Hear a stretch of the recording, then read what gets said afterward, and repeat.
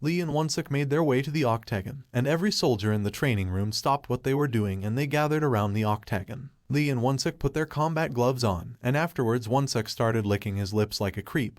He told Lee that he was about to teach him a lesson. Wonsuk quickly charged in and threw a left hook. Lee lifted his gloves and prepared to defend against the punch. Outside the training room, a high-ranking officer was talking to one of the soldiers. The soldier informed the officer that the soldier named Choi Yeonjun went on vacation. This disappointed the officer. The officer told the soldier that he was excited since he heard Choi Yeonjun had the talent to be a sword saint, and he came because he wanted to see that talent with his own eyes. The soldier informed the officer that even though Sergeant Choi Yeonjun is the ace right now, there is another soldier who is called the future ace and he possesses the barbarian trait. Shin Myung-ho, the warrant officer and the tactical instructor for the AMT's most elite special forces unit Black Tiger, had his interest piqued. The soldier pointed at the training room and he informed Myung-ho that the future ace is currently sparring another soldier and said it would be a shame for Myung-ho to return empty-handed after coming all this way. Inside the training hall, Lee deflected Wonsuk's previous punch and he quickly took a step back. However, Wonsuk was relentless. He launched a fury of punches at Lee. Lee evaded every single punch, but he was quickly backed into a corner. With Lee in the corner, Wonsuk quickly rushed in and he threw another left hook. The crowd held their breath in anticipation, expecting that Wonsuk had finished the fight with this punch. Junmo was in the crowd as well and he covered his eyes. Lee ducked. Evading Wonsuk's punch, he proceeded to roll to the center of the octagon, and he taunted Wonsuk.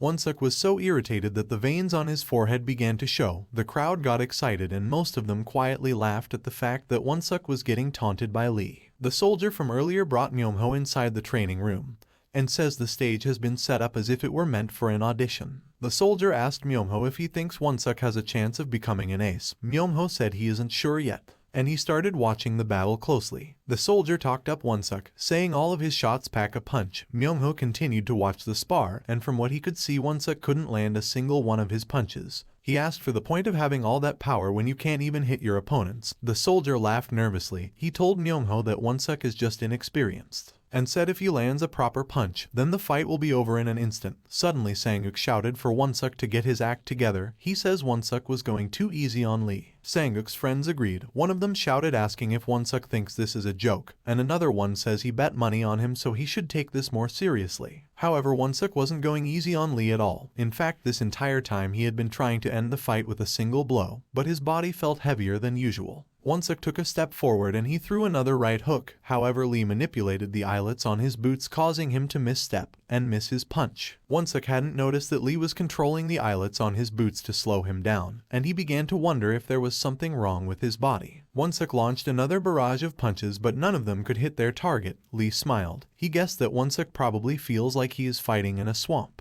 Lee began to advance and prepared to go on the offensive. Wonsuk quickly asked Lee to wait. He told Lee that his leg feels a bit weird. Lee smiled and taunted Wonsuk, saying he wants to quit now since things weren't going his way. This further irritated Wonsuk and he called Lee an F-rank scum. Suddenly, Wonsuk's body started emitting steam. It was so strong that Lee was almost pushed back. This shocked Myung-ho and the other soldiers. After the steam cleared up, Wonsuk had entered his body strengthening berserker mode. Lee knew he couldn't mess around anymore and quickly took a defensive stance. Myung-ho was excited. The fact that Wonsuk activated his body strengthening means this fight is no longer in the domain of sparring anymore. He was also surprised by Lee because his gaze didn't shake at all after seeing Wonsuk. But this made him more excited because this fight resembles a fight between an enraged buffalo and a leopard who has his fangs hidden. Myung-ho spoke out loud, saying he is having fun watching the two spar. The soldier heard him and said he told him Wonsuk is no joke. Wonsuk was the first case the soldier had witnessed where a D rank is capable of using a body strengthening technique. Back to the battle. Wonsuk told Lee that he is about to end things right here and now. Wonsuk moved so fast that it looked like he disappeared to the crowd, and when he appeared again, Lee was sent flying with a punch. Sang-uk praised Wonsuk, and their friends joined in saying Wonsuk is on a different level compared to Lee, which is why he is called the future ace. Inside the octagon, Wonsuk didn't use this opportunity to advance because his fist started hurting. He looked at his fist, questioning why it feels like he just punched a steel wall barehanded. Lee had taken no damage from Wonsuk's attack because he activated the D-rank skill he got earlier, strengthening body transformation, a skill that allows him to temporarily strengthen a part of his body, making it as hard as steel. Lee smiled menacingly and he taunted Wonsuk, saying he got back at the big pig, so he should come at him. Won-suk was blinded by rage. He told Lee that he is nothing more than a worthless F rank, and he rushed in quickly and recklessly threw another punch. Lee swiftly evaded and he moved to the side of Won-suk. He activated his body strengthening ability on his foot, and he kicked Won-suk's calf. Won-suk lost his balance and he fell to the ground. Lee felt using his new strengthening skill on a guy like Won-suk is a waste, but for fuckers like him, who act up because they're strong, the best cure is a beat down. Lee strengthened his fist, and he knocked Won-suk to the floor with a powerful punch. While Won-suk laid on the floor, Lee proceeded to attack him with a barrage of powerful punches. The crowd was in shock. Myung-ho smiled. It seemed like Lee finally showed his fangs. And if this was in the animal kingdom, then Lee has finally grabbed hold of the buffalo's neck. And if Lee is a real beast, there is no way he would let go of his prey's neck.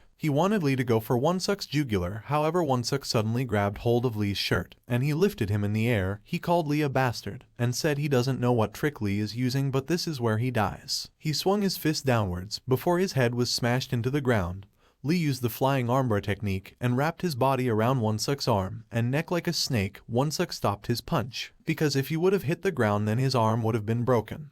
Myung-ho was impressed and he concluded that he underestimated Won-suk. Myung-ho realized that there is no way a normal hunter can win against a barbarian who's using body strengthening, and he began to wonder if he overestimated Lee. Won-suk laughed, saying Lee is struggling for his life like the cockroach he is. He threw a punch aimed at Lee's face. He asked him if he thinks he can crush his arm like that. Lee used his strengthening skill on his hands, and he squeezed one of Won-suk's fingers, causing him to let go of his shirt. Then he moved behind Won-suk and he put him in a rear naked choke. Myung-ho praised Lee for this move because even if Won-suk uses the body strengthening skill, he is still susceptible to carotid artery. Won-suk laughed, saying all he needs to do to get himself out of the rear naked choke is use his strength to take Lee off of him. Won-suk grabbed Lee's arms, and Lee began to smile menacingly. He activated his steel body strengthening around his arms. Won-suk tried with all of his might, but to his surprise he couldn't take Lee off of him. Lee suddenly received a notification warning him that he is using the steel body strengthening skill in a wider range than his current threshold. Lee ignored the system's warning and he wrapped his arms around Won-suk's neck even tighter. He received another notification warning him that excessive use beyond the threshold can crush his own body. One of the soldiers in the crowd turned to Sang-uk asking if he wasn't going to stop the fight. He said with Won-suk's personality,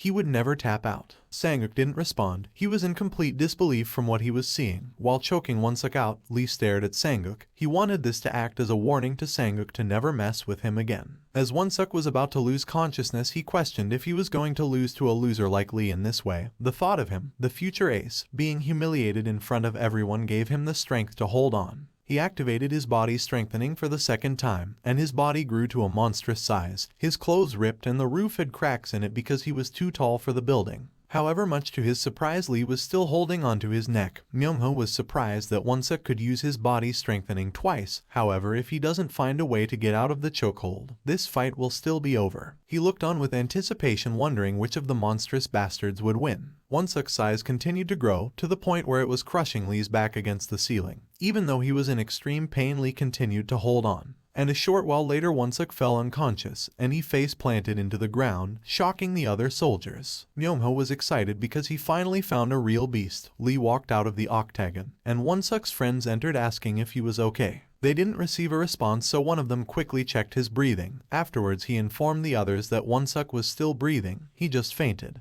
According to the military medic standard, when someone faints they are supposed to flip them over, but Won-suk's friends were wondering how they are going to flip the behemoth. Junmo ran over to Lee with a towel in hand, saying he knew he would win. Lee stuck his palm out, stopping Junmo's approach. Junmo asked Lee if he was hurt anyway, but Lee wasn't paying attention.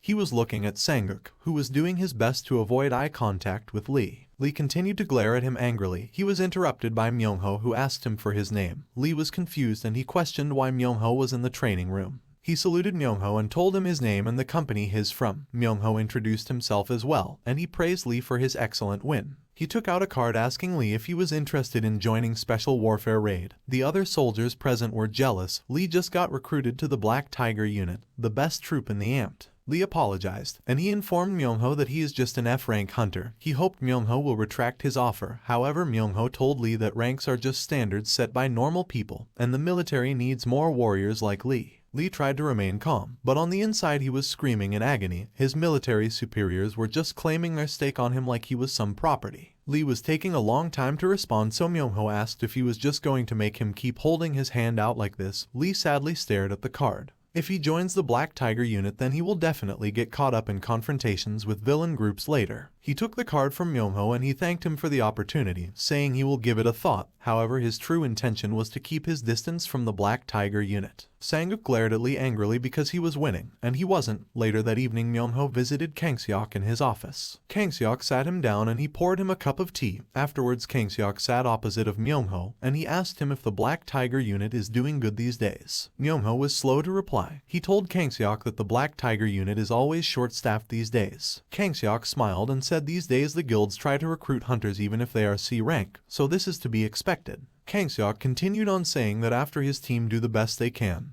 to train the military's talent, they are taken away in the name of an outside appointment or whatever. He told Myungho that his unit is having a hard time like everyone else. Kangseok laughed, saying Myungho must be here because of Sergeant Choi Yeonjun. Myungho told Kangseok that he is correct and said he heard Sergeant Choi Yeonjun is on leave. Kangseok acted like he had nothing to do with Sergeant Choi Yeonjun being on leave. Myungho looked down at his reflection from the tea and said, thanks to Sergeant Choi Yeonjun being on leave, he was able to find quite an interesting soldier. Kangseok was taken aback. He lowered the cup of tea from his mouth and lifted his head to look at Myungho, who was smiling ear to ear. This concerned him and he began to wonder who this interesting soldier is. Later that night, Lee went on a jog and Junmo followed after him. Kangseok watched the two soldiers from one of the windows in his office. He called someone on his phone, and he asked them to find out what Lee used to do before he joined the army. Outside, Junmo caught up to Lee, and he clung onto him. He asked Lee to tell him how he managed to get so strong. Lee asked Junmo to stop clinging onto him. His exhaustion made it difficult for him to hold himself up.